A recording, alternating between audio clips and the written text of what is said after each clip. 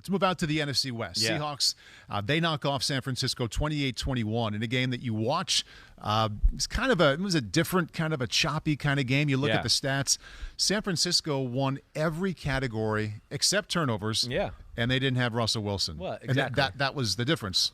Well, we played your clip. We have Russ on and you don't. We played your clip on PFT today. Oh, okay. We did. And you said it right. I mean, you said it a lot of ways. That's the beauty of Seattle. I've never seen a team actually get their ass whooped the way they got their ass whooped, and they were up 21-7. Yeah. I was like, what? But, yes, they rely on the big play, create a turnover, and there they are, like, okay, yeah, you're going to let Russell Wilson and company hang around. I think you summed it up perfectly. Like, you let him hang around. He's going to make 3 or 4 plays that are going to be the best plays of the day. Right. And it's going to result in Seahawks points. And that's basically what it is. That's where, like, yards and statistics can sometimes be overrated. Exactly. Because he had 3 or 4 unbelievable explosive plays that changed the football game, and that's why they won the football game. Let alone it's the same old story like the 49, not the same old story just with any offense. And when you don't take advantage of when you're dominating the football game, and you look up and go, man, we have absolutely slaughtered them, and we're only up 7-0. That's when you're setting yourself up for a crushing loss, and that's what happened to the San Francisco 49ers. One of the main stories about the Seahawks in the offseason, once we all got past the Russell Wilson drama and how they might look schematically with their new offensive coordinator, at Mehmet305 with this question, can you see a difference in Seattle offensively and their approach under Shane Waldron, the new offensive coordinator? Yes, I do. I think it's better. I'm not going to sit here and tell you that I think it's like, oh my gosh, wow, they're just a totally different offense. I would still like to see them open it up more. I don't know if it's Pete Carroll's influence that, is still kind of making them be conservative. But, they have enough weapons and things to have a little bit more of the drop-back pass game we see the Rams have, to tinker with that. Now, I don't know if Shane Waldron, maybe he's not that guy. Maybe, again, there's a reason Sean McVay. Mm-hmm. But, they have – to me, it's still the Rams' Jared Goff offense, just with a little bit more of a downfield play action threat because you go, well, we got Russell Wilson and he's another guy like Dak Prescott. You go, maybe he's the best deep ball thrower in football, and that's the big thing. But they're not a super talented offensive line. It's a good O-line. It's not great. It's middle of the road NFL. Their running backs are good, but it's not great. And I certainly respect Chris Carson and company. He runs hard. But he's not the kind of guy that's like, Todd Gurley back with the Rams where you go, oh, you give him a seam, watch out, it's going to be 50-yard touchdown. Good offense, but I'm not like super impressed. To me, there's not enough meat and potatoes of the offense. What there is every week is a few splash plays that are cool, and Russell takes advantage of those. But like, how many splash plays, how many game plan plays can you come up to it that are just going to the defense over? There's only so many you can come with.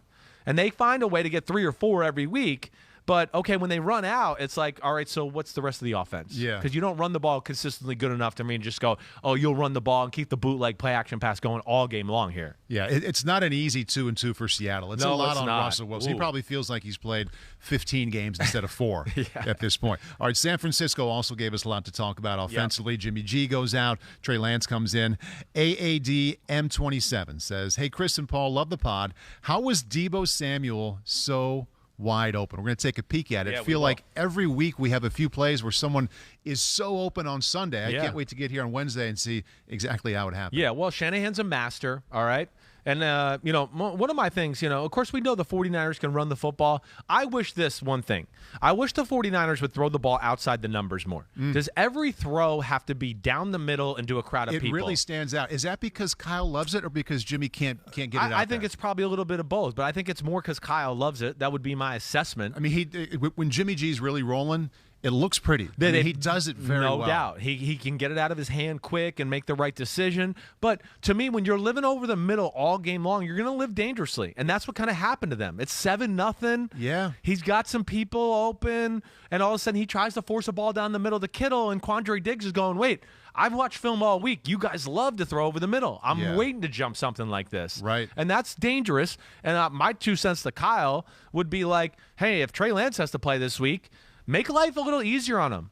Make him throw. It's easier to read the defense. There's less danger that can happen throwing the ball outside if you trust the guy that he can hit the target and make the right play, which is definitely a little bit of an if with Trey Lance right now. Right, so let's set up the play. Yeah, third quarter, late in the third quarter, you can see it right there, 21-7, Seattle's up after Russell Wilson had the great touchdown run. He had the great touchdown pass, so now they're down 14 on 1st and 10. Yeah, down 14, 1st and 10, 49ers, master of play-action pass. I mean, Shanahan's the reason almost everybody in football is doing play-action pass, because everybody's like, man, what's the best offense in football? Well, the 49ers. Why? Because they have 9 million ways to screw you over in the play-action pass down the middle of the field, like we've talked about. So they're going to run the play-action pass, and they're going to take advantage of, like, a newcomer to the Seattle scheme a little bit. Sidney Jones down here, the corner, number 23. They're playing zone coverage, all right? This is zone all the way.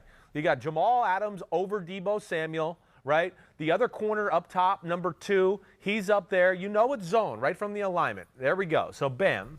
And so let's break it down. And really, what you're going to see here is not like an overly complicated concept. It's going to be Brandon Ayuk, 15-yard in cut, Deebo Samuel, wheel route up the sideline, and what they're basically testing is that will the corner be disciplined enough to stay in his third? Where's the 11th guy, too, by the way? There's one guy the 11th guy see. he's way back here. Diggs is back here. Okay. So it's a single safety defense. You got, I think this is Reed, the other corner up here. You got 3 linebackers in the game. Seattle's always, for the most part, going to play 5 people in the line of scrimmage. Almost always. Every play. They're still old school where, like, you're not going to run on us no matter what. And you're going to see here, we get a little play-action pass, weak side play-action pass, right? So, and it's no run action, right? So it's total just slide protection. Use check is down here, over here. He fakes away. I mean, we'll see what this comes. Maybe they have something off of this next week. But they're just trying to suck up the second level of guys here and work a little basic 2-man route like we talked about to the weak side. And he comes out of the fake. He looks at his in-cut for a second. And then I think he realizes, and I'm sure this was a talking point all week for Shanahan, all you got to do is read the corner. If you see the corner, read the in-cut. If the corner's by him, the wheel route's going to be there. Because, again, here, what we need to show is, like, this is Jamal Adams. He's got no responsibility there. He's curl flat guy. He's kind of just going to go out here and, okay, he's going to peek behind him. And if he sees somebody go inside, he'll try to fall off inside and just be in the way. Right? So it's not Jamal Adams' fault. And you see here, look, he kind of peeks at it. And look, he's telling him right now, like, look, he's right. Look at Jamal Adams here. He's pointing. He's kind of trying to tell the corner, like, watch out, the guy's going deep. Like, it's back to your area. And you see Quandre Diggs over here. I think this is Diggs. Maybe he's in a little deeper. Let me see. I just want to make sure that is him. No, that's the linebacker. All right, but so you're going to have to trust me, is that Diggs is back here, and he's ready for the in-cut. Like, it's a zone coverage. He's getting ready for the guy coming into his area. But as you'll see here in a second, it ends up being, like, the most wide-open touchdown pass you'll ever see. Like, basically 3 guys in a 2-yard area in the middle of the field there. If you back it up a little bit. Let me go a little faster There we go, here. on the 40. So at least one of them probably shouldn't have been there. So if you want to pause it. Yeah. So what are you talking about right here? Keep going. Play it. Ball's in midair. Go ahead and stop it. Yeah. You can see there on the. Right. There's 2 guys here. There's Diggs. Diggs is ready for the in-cut. Yeah. Right? Okay, so Diggs is ready for the in-cut. The problem is Sidney Jones should be down here. But he took the bait and followed it in. And, there are some rules like that within the Seattle scheme where sometimes, you match people, but you got to know when it's like, okay, I've matched you, and now it's time to pass off and go back to my area. And that's where they get burned. And I think we got another angle of this, right? Let's see the other angle, go through it. All right, here we go. This is good here, right here. So this really shows it. Yep. There's a little drawing on there from the telecast. I didn't draw that. I don't draw that nicely, all right? But here's the point. Again, it's a zone coverage. Look, you see our man Brooks. He's back over here looking to just get in the way in the middle. There's Jamal Adams, curl flat. And he'll read the eyes if something comes here. But Diggs is back here. And he's reading this whole thing. He's just waiting for somebody to come into here because he knows he'll go. And if Sidney Jones stays out here, this shouldn't be anything. It really shouldn't be. They are in the proper defense. But there you go. You see Sidney Jones. he's out of there, and it's the easiest touchdown Trey Lance will ever have in his life. All right, more on Trey Lance here. We have a couple questions here, Chris. Quinn Allo asks, you've hit on it several times, but with Jimmy G still turning the ball over and not bringing the same running aspect that Trey does, when Jimmy is healthy, should he be the starter, or will Trey's running ability in the Shanahan offense be undeniable for him to remain the starter? There's definitely more big play opportunities with Trey Lance, a quarterback, because he's going to make defenses do some things they don't want to. All right? I don't have the answer here. This, to me, is all about, is Trey Lance in the trust tree with Shanahan? Does he trust him to run the rest of the offense and take care of the football? That game there, I would say that's not going to give him a whole lot of confidence with some of the decisions and throws he made. It was still a good start, but that to me is the million-dollar question. And I don't have an inside look there or any inside info to give anybody here to necessarily know that. It looks to me like Jimmy G runs that offense most of the time in the B range, which is I think pretty that's darn very fair. good. Exactly right. And is Trey Lance, even though he's going to run it better, is he going to execute the passing offense close to what Jimmy G does? No, he's not. Probably not. No. I would be shocked. I have to see that to believe it first. You're exactly right. So then it goes back to, it's the meat and potatoes part of the offense. Shanahan can only dial up so many plays that are going to screw over the defense. Yeah. So can he do, okay, now I've used all my tricks and they've changed the way they're playing us because they realized I've got them down and we're going to screw them over.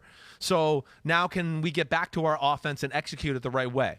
That's a big if. I don't know. I haven't seen anything from Trey Lance to think that yet. But at the same time, what stinks for them right now, there was a handful of runs in that game. Trey Sermon played pretty good.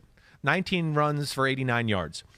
But there was 3 or 4 runs where I go, man, if they had Mostert healthy or a Wilson type of back, Jeff Wilson, what the hell was his name?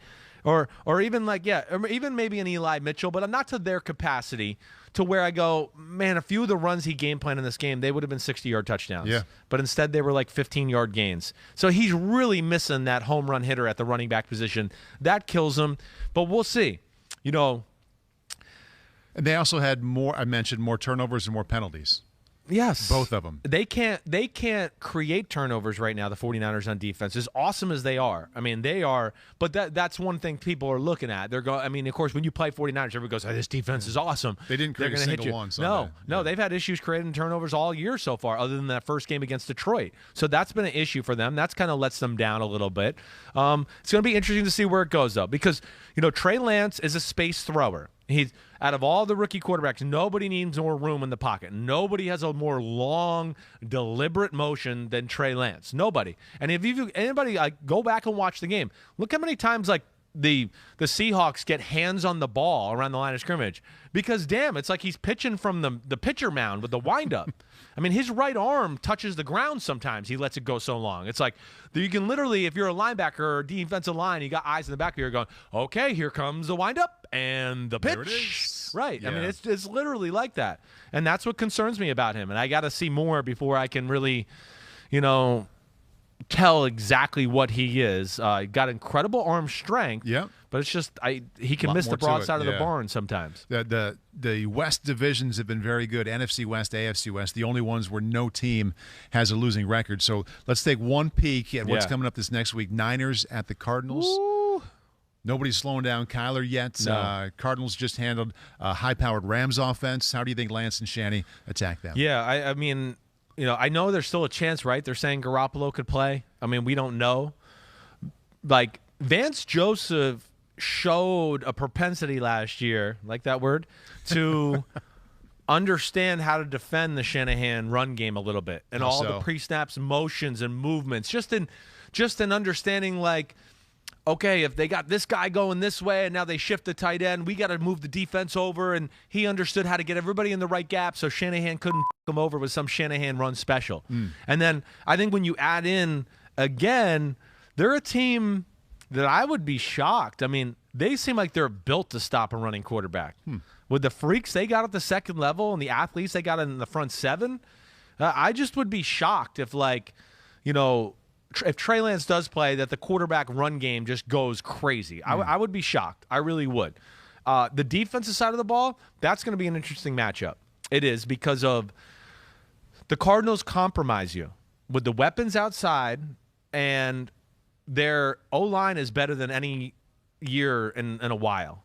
So, and Kyler's taken a significant step forward. 100%. 100%. The whole thing is that. Dicing people up in the pocket, showing patience. Cliff Kingsbury showed patience, a little bit like what I said on the Monday podcast. Like, their O-line's good enough now to where you could go, no, we're going to run the ball. We're going to run the ball a little bit. You're not just going to play us for our spread pass stuff. You're going to have to come in here and condense your defense a little bit. And then now we got matchups we got like on the outside. Now we can throw our wide receiver screens and start to pick you apart 7-8 yards at a time. And that's where I'm interested to see, because the 49ers are not a man football team. They don't want to play man. And if they do, they're not going to be able to match up against this Cardinals offense. Hi, I'm Mike Tirico, and thanks for watching. Make sure to hit subscribe for the latest news and highlights from NBC Sports.